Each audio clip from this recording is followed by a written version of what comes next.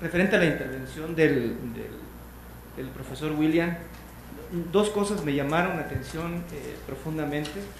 Una de ellas es que existen intereses personales y que también le llamó así la lealtad a la comunidad como situaciones que se deben de tomar en cuenta en la ciencia para aplicarlo a las políticas públicas. En este sentido, también me llamó la atención el comentario del profesor Villarreal cuando hace referencia a que existen teorías rivales y que además hay que ganar la definición del problema. Eso me lleva a pensar que la verdad en sí, la búsqueda de la verdad, en términos muy coloquiales, es muy dura, ¿no? O sea, saber la verdad es muy duro. En este sentido también se busca entonces la negociación de las partes, más que, es decir, hay que aplicar toda la verdad o se busca negociar qué tanto se puede aplicar. Bueno, con esto realmente a mí me queda claro el problema de la utilización de la información para atender un problema público. Y quiero poner un caso, el caso de la atención a la pérdida de playas en Cancún, ¿no? En Cancún, como producto de un problema derivado de los huracanes, que nosotros tenemos ahí peligro todos los años, hubo una pérdida de playas que afectó gravemente a los hoteles que pues están precisamente a expensas del turismo que viene a disfrutar del sol y de la playa. Entonces hubo realmente una pugna muy fuerte de qué información debía ser utilizada para construir un programa para la recuperación de las playas. Entonces se dio realmente una batalla muy fuerte entre varias instituciones que buscaban aportar las soluciones para resolver el problema. Entonces creo que lo que explicaba el doctor William Asher y la información que ahorita también nos da Eduardo, clarifica mucho para mí precisamente la utilización del conocimiento científico en muchos casos, porque hubo todo un debate entre algunos científicos de la UNAM, gente especializada de la Semarnat y de otras instituciones públicas que también pretendían proponer una solución a este problema de la pérdida de playas en Cancún. Entonces creo que sí es muy clarificador este enfoque de todas las instancias que intervienen en tratar de solucionar un problema como este problema que se dio en Cancún, y creo que queda bastante claro. Yo aprecio aquí los comentarios del doctor William Asher en ese sentido. El intento de Lasswell no era crear una teoría, era crear un marco muy comprensivo para entender el proceso de seguir el interés común de la sociedad. Entonces hay categorías, muchísimas categorías. Por ejemplo, hay categorías de funciones de toma de decisión. Por ejemplo, análisis, promoción, prescripción, invocación, aplicación, terminación y evaluación. ¿Y por qué? ¿Por qué es necesario cortar este proceso? Porque cada función tiene sus desafíos técnicos, pero también su juego político. No es un sistema tecnocrático, es un marco para entender la política y la participación de todos los actores en el seguimiento del interés común. Y las luchas sobre cómo se puede formar y producir resultados favorables para la sociedad. y la mitad de sus libros son sobre psicología política. No es un análisis de racionalidad en el sentido común. Claramente no es un sentido de racionalidad en el sentido de rational choice, que cada persona sabe precisamente lo que quiere y cómo se puede conseguir eso. Su postulación más básica era: cada persona trata de buscar los resultados favorables en una situación de incertidumbre. Y por eso, un amigo muy fuerte de Lasswell era Herbert Simon, con su idea de bounded rationality, es decir, racionalidad limitada. Nadie sabe todo. Y me parece muy importante tomar en cuenta que Lasswell era una excepción en este movimiento en la política pública. En un sentido muy fuerte, era post-positivist, post-positivismo, en su apreciación de es un proceso muy complicado, no hay certidumbre y no es una búsqueda de certidumbre y racionalidad en el sentido de los rational choice, gente, sino es un proceso que necesita incluir todos. Okay, un punto. Con respecto a la pregunta sobre intereses personales o intereses de la comunidad,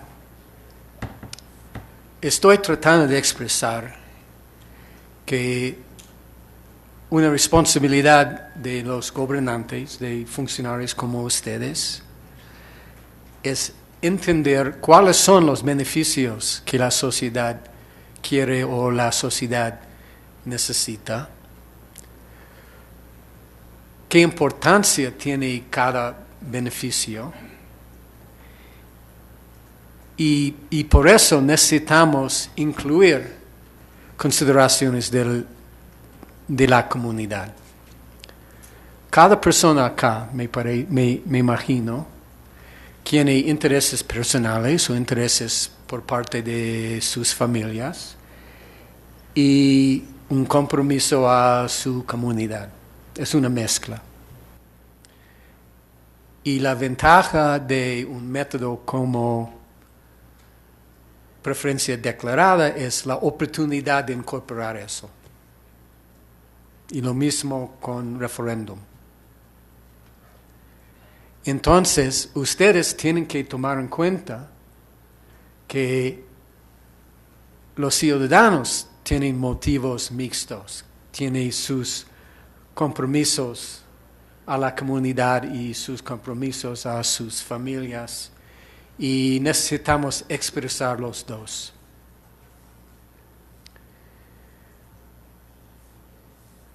Con respecto a la pregunta sobre Cancún, es muy interesante que en Europa hay más standing o estado de la idea del principio de precautionary principle. ¿Cómo se dice? Principio precautorio. Precautorio. Que cuando hay incertidumbre, no vale la pena seguir muy rápidamente. Pero cuando no hay incertidumbre, entonces cuando hay un peligro obvio, necesitamos tomar alguna acción. En los Estados Unidos hay muchos ejemplos en que hay incertidumbre sobre impactos de la salud. Por ejemplo, con bisfenol A. Es un aditivo plástico. En Europa no se puede usar este aditivo. En los Estados Unidos, ¿cómo no? Quizás no es un problema grave, no sabemos. ¿Aquí también? Ya. Entonces, en distintos países hay distintas actitudes sobre este principio. Hay que tomar precauciones en frente de incertidumbre. Y cuando hay una acción como desarrollo de una playa o una área como Cancún, hay que imponer este principio. Tengo experiencia en Tailandia, donde fue una playa maravillosa. Ahora es totalmente destruida y es el sitio de prostitución en Tailandia. Por falta de conocimiento y atención a la degradación ambiental. Se hablaba de negociar la verdad. Bueno, hablar de la verdad en singular pues es complicado, ¿no? Yo conocí hace poquito una forma que existe en Francia, de cada vez que existe un problema que, digamos, por su magnitud y por el impacto que puede tener en la sociedad, se generó allá lo que se llama la Comisión Nacional de Debate Público. De tal suerte que si, por ejemplo, se quiere hacer una carretera entre dos ciudades que van a tener una serie de consideraciones, entra la Comisión Nacional de Debate Público y lo que hace es que por un cuerpo colegiado de ciudadanos o de académicos o de especialistas, lo que hacen es que van y juntan información de los distintos grupos afectados. Y la información que dan estos tipos de grupos afectados están desde conocimientos diferentes, porque hay quien lo va a la comisión diciendo, es que a mí me afecta porque pasa enfrente de mi casa. Y hay otro que lo ve desde una perspectiva más macro y dice, no, aquí es un asunto ambiental, ¿no? Entonces lo que hace esta comisión, que es muy interesante, porque lo que hace es que reúne las distintas formas de entender el problema. Si fuese solamente la idea de un especialista, que probablemente fuera muy eficaz, pero solo desde una perspectiva, estaría claramente dejando de lado los conocimientos y los saberes de aquellos a los que le afecta directamente ¿no? Entonces yo creo que los sistemas democráticos lo que deben de hacer es precisamente crear o promover este tipo de diseños institucionales que encaucen los distintos conocimientos desde las distintas posiciones que un problema público puede tener. Porque claro, ahí podemos entrar en la discusión si ya tienen los gobernantes la legitimidad para tomar ese tipo de decisiones porque pasaron por el proceso electoral y tienen entonces esa posibilidad, o si a pesar de haber pasado por el proceso electoral ejercen el gobierno desde una perspectiva como digamos más plural y más abierta y tratando de escuchar a quienes son afectados, ¿no? Entonces me parece que si por ustedes por ahí buscan en el internet la Comisión Nacional de Debate Público, que me parece que se inició en Francia y ahora está en Italia, nos puede dar como algunas pistas de cómo poder, no negociar una verdad, pero sí llegar a un acuerdo institucional que permita incorporar diferentes formas de entender un problema público, que a su vez muy probablemente logre una legitimidad de los actores a los que les afecta, ¿no? No es lo mismo que un gobierno venga e imponga una decisión a que vaya un proceso en el que uno puede tener la facultad de escuchar las distintas perspectivas. Muchas veces uno aprende al tener una visión contraria y decir mi propia posición se puede atenuar porque yo estoy entendiendo y razonando la posición de otra posición, ¿no? A través de la lectura nos han estado dando esquemas explicativos que los mencionan como metafóricos, ¿sí? Pero ¿qué tanto esos esquemas metafóricos han estado constriñendo, atomizando la realidad, ¿no? ¿Qué tantos esos esquemas, qué tantas cosas dejan fuera, qué tantas cosas meten y qué tantas no pueden todavía nombrarse como problemas y que están sucediendo? En este caso pienso en términos, por ejemplo, de los transgénicos, el asunto de la lluvia, ¿no? De impacto, pues, no sé el nombre del término, pero donde está involucrada asuntos tecnológicos, donde está involucrado la ciencia, donde está involucrado el humano y están estos factores que están incidiendo y no sabemos los efectos y no sabemos nombrarlos todavía. O sea, ¿qué tanto hay un asunto que todavía, cuando decía el compañero, un asunto de verdad, que todavía no alcanzamos a nombrar algo que está presente, todavía no tenemos claro los efectos y que está ahí, ¿no? Eso, ¿no? Un poco. una inquietud que me deja el doctor William, además de muchas, afortunadamente, y es cuando él remata con el concepto del conocimiento y lo aplica, por ejemplo, con lo de Tailandia. Personalmente me queda muy difícil entender, por ejemplo, que allí se desarrolla prostitución y que allí se desarrolla el deterioro de las playas por falta de conocimiento. Yo creo que no estamos al frente de un problema de física o de química o de las ciencias exactas, estamos al frente de problemas sociales creados por el ser humano, interpretados por el ser humano. No son realidades materiales, son realidades culturales, ¿sí? Y en ese sentido creo que juegan otras variables mucho más importantes, que el conocimiento es fundamental, sí, pero por supuesto, el conocimiento es, lo hemos visto durante todos los 2 días, y en las lecturas, el conocimiento es absolutamente fundamental, pero los intereses de los grupos pesaron más, pienso yo, que el conocimiento en sí. No sé, es simplemente una inquietud para seguir creciendo. O sea, esta parte de la transmisión y la comunicación, creo que es una dimensión que debemos de contemplar cuando hacemos el diseño de la política.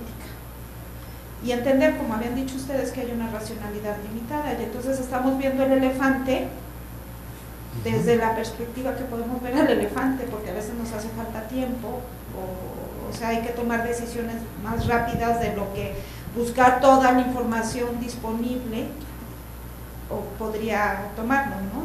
Porque buscamos toda la información disponible, se pasa el sexenio y nos despiden. O sea, no hables de eso, Pablo, es un punto un poco delicado. Y entonces sucede que aunque tenemos una política pública maravillosa, es como el ramo de la novia, se necesitaba para el domingo y lo estuvimos haciendo tan hermoso que lo tuvimos el martes y no sirvió. Entonces ahí pues una flor hubiera sido suficiente, hubiera atendido con oportunidad el requisito, ¿no? Entonces, sí me ha quedado esa preocupación por integrar la dimensión de comunicación y ampliarla, ¿no? Gracias. Hola, buenas tardes. Leía lo que comentaba el doctor William Asher, más bien veía en la presentación sobre los prejuicios oscuros y luego lo que comentaba Eduardo sobre ubicar los textos en su contexto, ¿no? La hermenéutica. Y pensaba en esta discusión sobre cómo hay conocimientos que a veces no son tan buenos como pareciera, ¿no? Y irremediablemente me vino a la mente Gadamer en su planteamiento de los prejuicios productivos, ¿no? De que todos partimos de ciertos prejuicios y que la cuestión, no prejuicios en el sentido negativo necesariamente, ¿no? Sino que lo importante es hacer que esos prejuicios, volverlos lo más objetivos posible y volverlos productivos. Esto desde una perspectiva un poco sociológica, ¿no? La pregunta es si ¿cómo hacer que converjan estos prejuicios productivos, si es que se puede lograr, en políticas públicas, y cómo lograr que se operacionalicen, ¿no? Que es a veces, ahora sí que de la abstracción a la parte ya de la aplicabilidad, ¿no? Gracias. La primera pregunta sobre incertidumbre y cómo se puede manejar en frente de incertidumbre. Usted tiene razón, hay problemas en que no sabemos cuáles son las acciones óptimas, no sabemos totalmente las dinámicas del sistema y por eso tenemos solamente probabilidades. Y el desafío es manejar con probabilidades y no con certidumbre. Y por eso este principio de precaución, y manejar activamente, es decir, necesitamos adaptar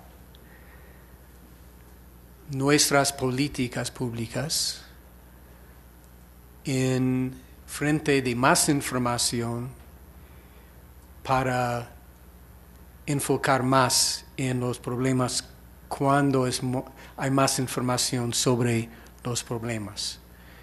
Entonces, el peligro es una política fijada o una ley tan fijada que no se puede hacer nada con respecto a esta ley.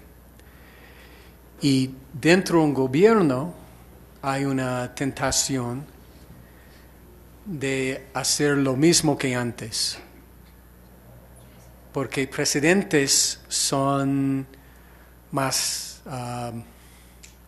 seguras. ¿Me entiende? Es decir, es mucho más fácil hacer lo que hicimos antes y no tratar algo distinto ahora. En la universidad decimos que no vale la pena tratar nada el primer lugar. The first time. Never try anything the first time. Okay. Con respecto a Tailandia, esta pauta es mucho más complicado. Empezó con la falta de pensar en el largo plazo, de la degradación de las playas y las ganancias inmediatas en el desarrollo de esta área. Segundo, la caída del valor de esta área. Tercero, intentos a atraer más gente de Europa a Tailandia. ¿Y qué quieren ellos? Las chicas. La ciudad es Pattaya. Y por eso la degradación de las playas implicó otra industria para esta área. Y es importante tomar en cuenta que las chicas no es de Tailandia ahora. Son de Myanmar, Laos y otros países. Entonces no es parte de la cultura de Tailandia. Es un fenómeno más o menos económico con su base en la negligencia del medio ambiente, que tiene su base en la falta de conocimiento de los impactos de largo plazo en esta área. O por lo menos es mi interpretación. Con respecto a la transmisión, usted tiene un punto muy bueno. Y a mí lo importante es entender la resonancia de los líderes a distintos tipos de expresar conocimiento. Por ejemplo, los políticos no tienen resonancia generalmente a datos o estadísticos. Tiene resonancia a cuentos, eventos, ejemplos. Entonces, ¿cómo se puede expresar un peligro en términos de una familia típica? ¿O qué ha pasado con una familia? Y eso en muchos casos tiene más resonancia, más influencia a los políticos, porque ellos pueden decir al público, mira, hay un caso de esta familia tan pobre, pero ahora con oportunidades. Los chicos tienen educación y salud y tienen más oportunidad de participar en la economía. Qué maravilloso. Mejor que 2% de la gente están involucrados en este programa. Es mi opinión. En términos de prejuicios, estoy usando esta palabra en una manera distinta, es decir, en una manera negativa. No es un interés. Intereses son legítimos. Tengo el derecho de expresar mi interés, tengo el derecho de combatir a otros para asegurar o conseguir mis intereses. Y una política sana es una política en que cada persona tiene su oportunidad. Es la idea de Habermas. Pero hay gente que quiere manipular en una manera no apropiada, con un prejuicio oculto dentro del método. Y a mí es el peligro, es el problema que necesita más atención. Un par de preguntas específicas a los métodos que nos presentó. Con estas preferencias reveladas, declaradas y expresadas por decisiones de gobierno, una de las preguntas es que si hay métodos mixtos, o sea, que mezclen las bondades de al menos dos de estas preferencias. Estaba pensando, por ejemplo, no sé, en modelos de estadística bayesiana que puedan mezclar las preferencias reveladas y las preferencias declaradas y dar a lo mejor un mejor resultado. Y la otra, en el cuadro que nos mostró, donde estaban las preferencias y 4 características de cada una de ellas, en relación a las preferencias de decisiones oficiales, y ahí en el cuadrito decía que estas no son vulnerables a la especificación del modelo, porque no son un modelo en sí, son más que nada preguntas, pero también, como usted mencionó antes, la respuesta a la pregunta está relacionada con el modo en que la pregunta está fraseada o escrita. Entonces, en este sentido, sí hay una vulnerabilidad, porque depende de cómo está escrita la pregunta.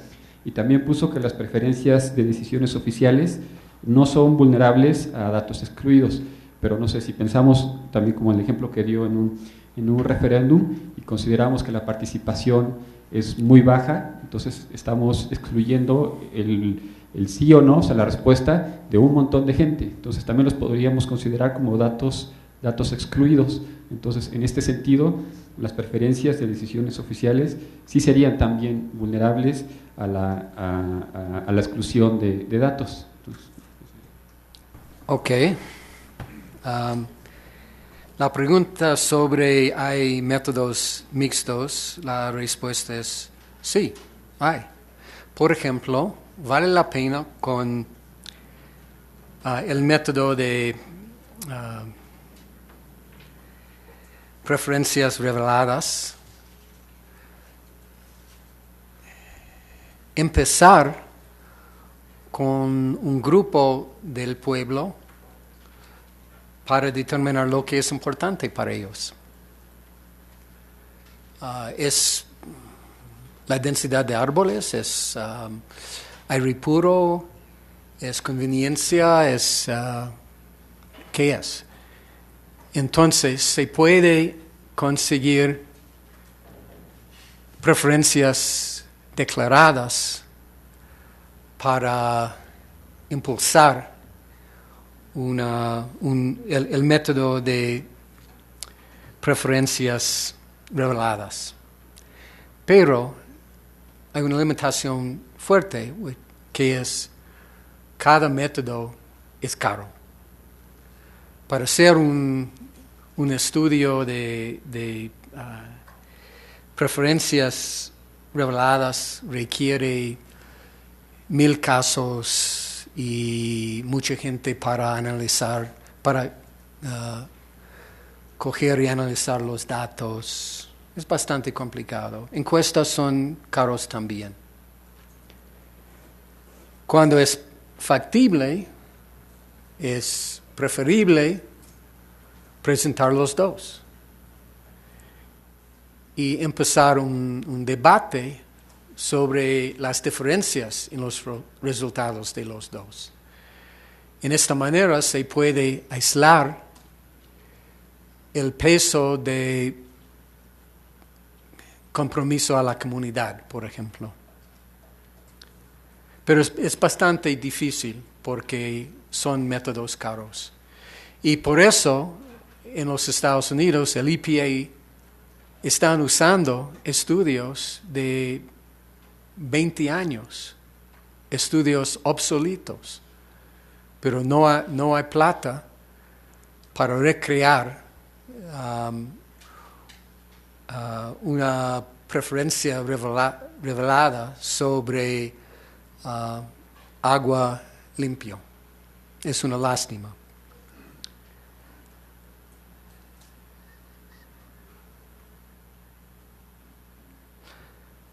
Con respecto a rigor científico, tiene razón.